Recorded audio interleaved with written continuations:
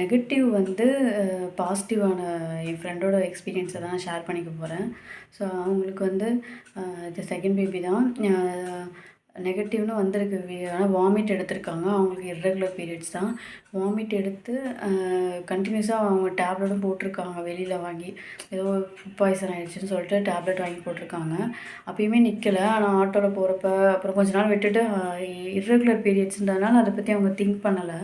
So அதுக்கப்புறம் hospital போகிறப்ப ஹாஸ்பிட்டல்லையும் லிஃப்ட்லேயுமே அவங்க வாமிட் பண்ணியிருக்காங்க. அதுக்கப்புறம் போய் ஸ்கேனில் படுக்க வைக்கிறப்பயுமே வாமிட் பண்ணியிருக்காங்க. அவங்க இதுன்னு நினச்சி போகவே இல்லையாம். ஏன்னா இர்ரெகுலர் பீரியட்ஸ்னு அவங்களுக்கு தெரியும். அவங்க பேபிக்கும் ட்ரை பண்ணல.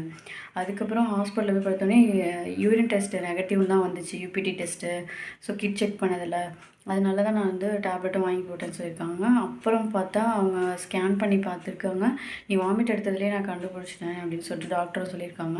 ஏன் உங்களுக்கு கிட்டு நெகட்டிவ்னு வந்துச்சா அப்படின்னோடனே ஆமாம் அப்படின்னு சொல்லியிருக்காங்க. அவங்க இர்ரெகுலர் பீரியட்ஸ் தான் 2 மாதம் ஆயிருக்கு. 2 மாதமா அவங்க பீரியட்ஸ் வரல.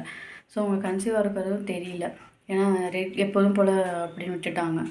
ஸோ அதுக்கப்புறம் செக் பண்ணி பார்த்தா, இங்கே பாருங்கள் நீங்கள் கன்சீவாக இருக்கீங்க, பேபி இருக்குது அப்படின்னு சொல்லியிருக்காங்க. ஸோ நீங்கள் வந்து கிட்டு நெகட்டிவ்னாலும் இர்ரெகுலர்னாலும் வெயிட் பண்ணுங்கள். வெயிட் பண்ணிட்டு எந்த டேப்லெட்ஸும் எடுத்துக்காதீங்க. அதனால அவாய்ட் பண்ணுறதில்ல. ஆனால் சில டேப்லெட் வந்து நம்ம ப்ரெக்னென்சி டைமில் எடுத்துக்கூடாது.